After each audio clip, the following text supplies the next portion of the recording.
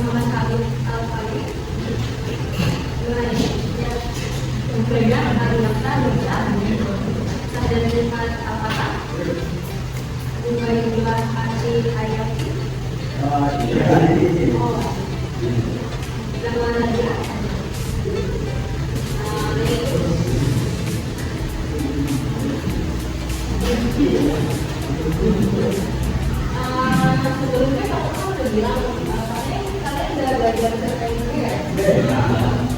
Ya, apakah sini hanya ingin lebih mendalami teks cerpen, ada definisi, ciri-ciri, dan sebagainya. Baik, nah apa yang kita akan belajar ini hari ini adalah teks cerpen atau teks cerita pendek. Maka kita perlu tahu dulu nih teman-teman apa yang maksud dengan pengertian cerita pendek atau definisi, ciri-ciri dan unsur-unsur cerpen. Menurut Kamus Besar Bahasa Indonesia, cerpen adalah kisah pendek yang memberikan kesan tunggal yang dominan dan menyesatkan diri pada satu tokoh dalam situasi. Nah di sini ada beberapa hal yang bisa kita tandai, yaitu kisahan pendek. Kisahan pendek berarti kan pendek dan tidak panjang seperti novel. Terus ada kesan tunggal. Kesan tunggal ini yang dimaksud setelah membaca cerpen ada satu perasaan yang membekas seperti perasaan sedih atau perasaan bahagia. Serta cerpen ini memisahkan diri pada satu tokoh dalam satu situasi yang nanti di mana akan berkaitan dengan ciri-ciri cerpen tersebut. Nah dari segi isi, cerpen berfokus pada satu tokoh utama dengan menceritakan satu peristiwa penting. Jadi tokohnya itu terbatas, tidak sebanyak novel atau komik misalnya, tapi hanya ada beberapa orang dan berfokus pada satu tokoh saja.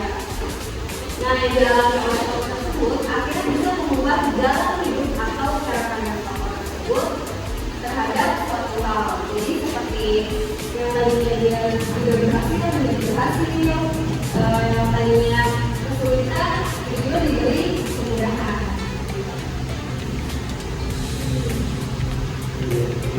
Nah di sini ada ciri-ciri cerita pendek. Ciri-cirinya ada jumlah kata yang dari 10.000 kata. Kedua, hanya perlu waktu membaca sekitar 10 sampai 30 menit dan berfokus pada tokoh utama saja dan berisi tentang satu kejadian. Ini ada unsur-unsur pembangun teks cerpen. Jadi cerpen dibangun dari dua unsur utama, yakni unsur implisit dan unsur eksplisit. Tapi hari ini kita hanya akan membahas dan lebih berfokus pada unsur implisitnya saja. Apa sih unsur implisit itu? Adalah masih ingat?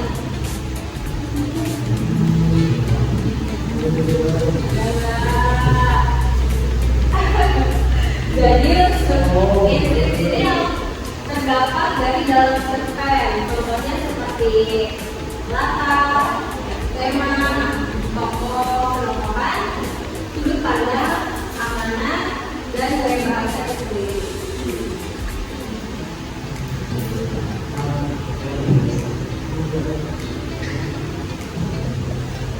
Nah, ada unsur intrinsik. Jadi coba sekarang kita bahas secara singkat ya. Nah, unsur intrinsik itu ada apa saja dan apa aja sih unsur intrinsik itu? Yang pertama ada tema. Tema adalah dasar utama suatu cerita.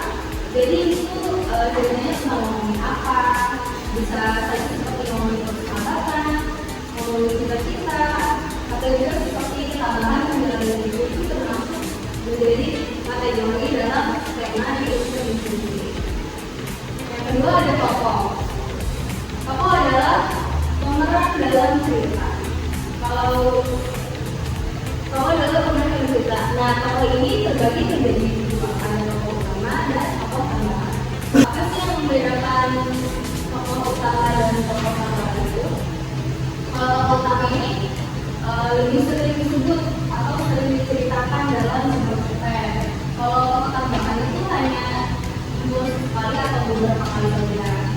Jadi dibedakan dari. Nah, selanjutnya ada penokohan. Penokohan adalah cara penulis menggambarkan tokoh tersebut. Penokohan terdiri atas tokoh protagonis, tokoh antagonis, dan tokoh campuran. Nah, kalau ada tokoh kan berarti penokohan. Tokoh itu lebih ke orangnya. Kalau penokohan itu lebih ke sifat dan watak dari tokoh tersebut. Yang selanjutnya ada sudut pandang. Sudut pandang ialah kedudukan penulis dalam cerita. Sudut pandang ini secara mudahnya atau secara garis besar kita bagi menjadi dua. Ada yang disebut dengan sudut pandang orang pertama. Sudut pandang orang pertama itu menggunakan kata ganti aku atau saya. Sedangkan kalau sudut pandang orang ketiga itu lebih menggunakan kata dia atau saya gitu. Jadi lebih tentang orang ketiga. Ketigaan, kalau sudut pandang orang pertama itu lebih ke aku ke diri sendiri. Selanjutnya ada alur cerita. Alur cerita sering juga disebut dengan plot. Alur berisi rangkaian peristiwa yang memperlihatkan sebuah hubungan sebab akibat. Berdasarkan jenisnya, alur terbagi menjadi tiga. Ini ada alur hidup, alur mundur, dan alur campuran. Ada latar adalah segala keterangan penduduk dan tempat yang berkaitan dengan tempat, waktu, dan suasana yang terjadi dalam suatu peristiwa tersebut. Selanjutnya ada gaya bahasa atau biasa kita sebut majas, adalah bagaimana pengarang menggunakan bahasa yang tepat sehingga menyampaikan suasana cerita.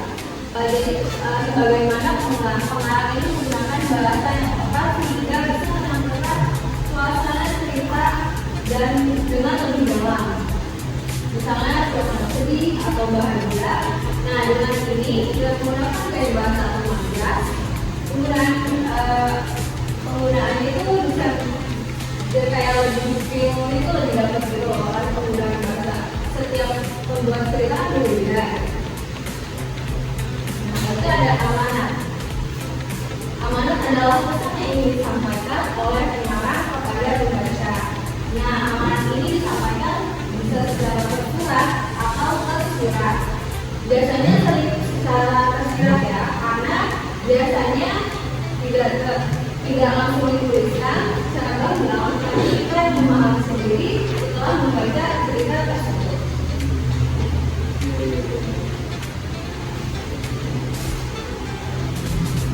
Nah, jadi kasih contoh untuk intrinsik teks cerpen. Ibu mau Muhammad Habib baca buku.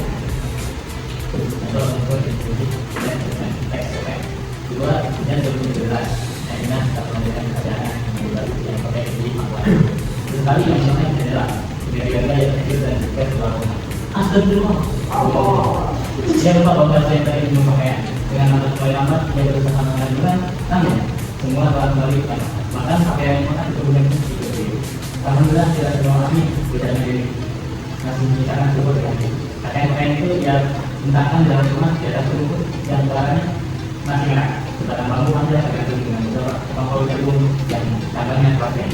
Nah ini yang lalu mengenakan bayinya dan keluar rumah dan membawakan berat dan melakukan barang tersebut di timbangan. Setelah itu yang baru ikannya dan memberikan sama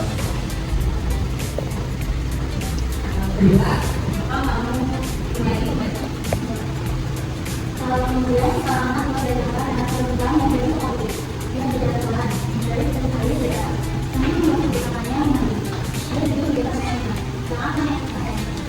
Kalau ada buat nikah. Anak itu masih kali pakai belum dari baru. Itu harusnya dilakukan yang masih gimana? Dia baru baru mulai. Yang dimana aku berkata, kamu acaranya ya dilakukan lagi.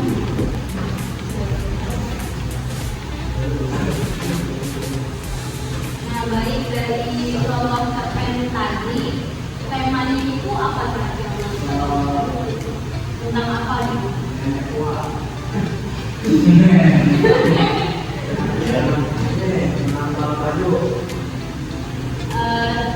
Teks tersebut itu temanya lebih ke tentang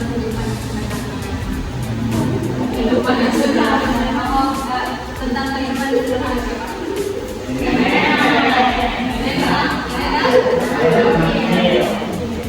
Kira-kira maksudnya gimana? di rumah. Ya, di dalam rumah atau di rumah. WhatsApp-nya keinginan nih gimana?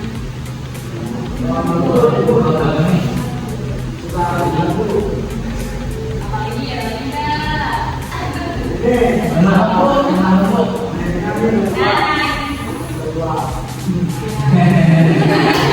itu faktor ya.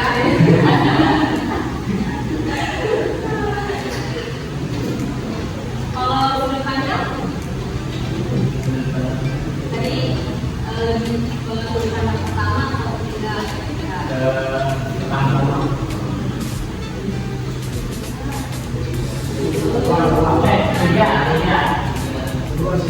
Tidak. Ada doang belum ada. Kenapa bisa ketiga? Dia lebih banyak menceritakan tentang kehidupan yang ini. Kita. Nah, sekarang kalau nyedek dengan menggunakan metode global approach atau bahasa lebih gitu. Jadi, aku udah buat beberapa pertanyaan. Terus kalian nanti tinggal membuatin kertasnya lalu melemparkan ke salah satu temennya gitu. Ada yang mau maju 3 orang? Tidak, pada teman-teman. 2 cowok, 1 cewek. 1 cewek ya. Ayo 2 cowok.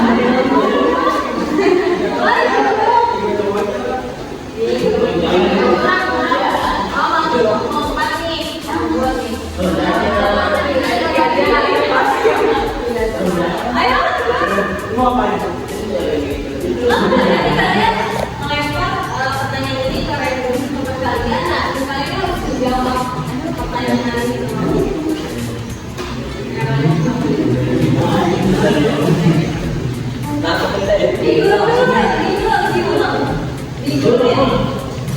Nah, nanti kalian lempar ke sini.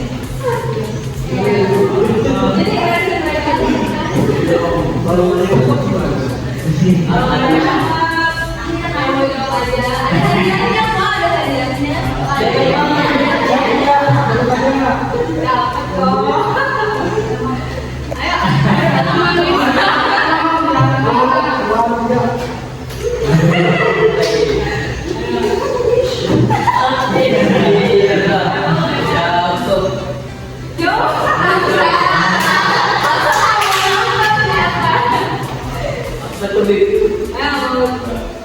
Ini ada yang dan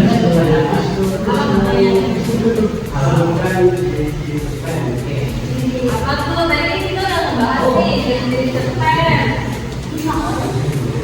Apa aja? tidak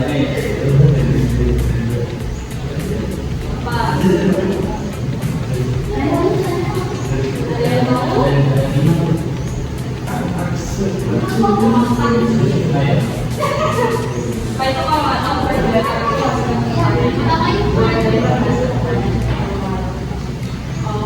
misalnya kalian tetap atau nggak ada bocoran ya bisa dilempar ke kalian.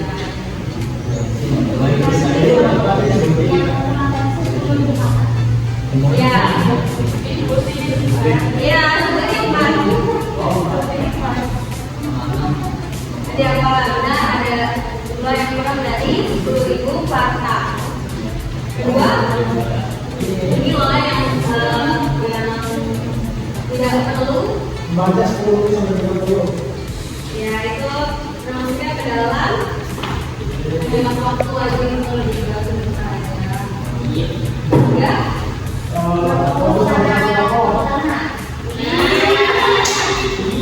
Ayo jadi bingung nih kan jadinya ya. Yang apa? Ada apa? Ya apa? Dan tempat itu hanya ada di satu kejadian. Ya.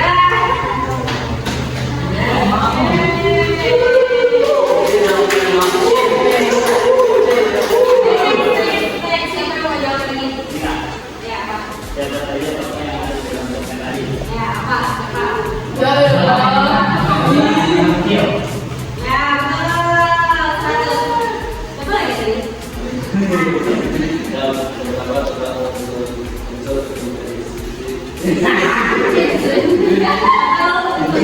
Tadi ada berapa? Apa aja tuh? Mau pegang?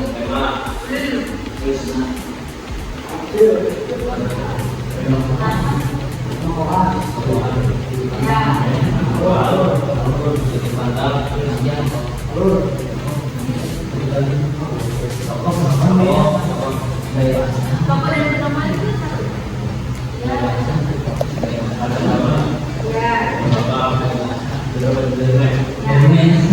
Satu lagi. Jadi kalau yang terakhir kalau aku baca tuh pasti kalian dapat.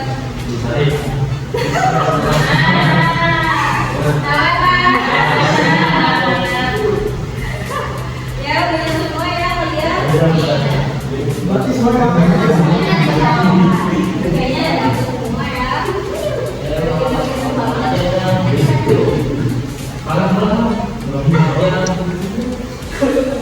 Boleh duduk kembali.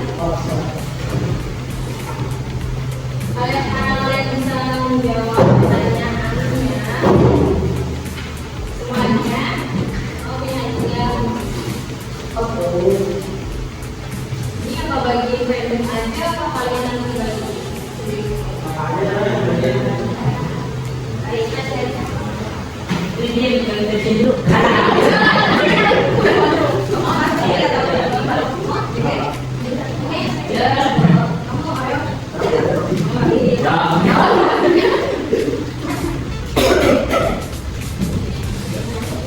Udah om. Ini PPP mati. Kasih berapa? Nah, kesimpulan pada pembelajaran hari ini yang bisa diambil itu apa?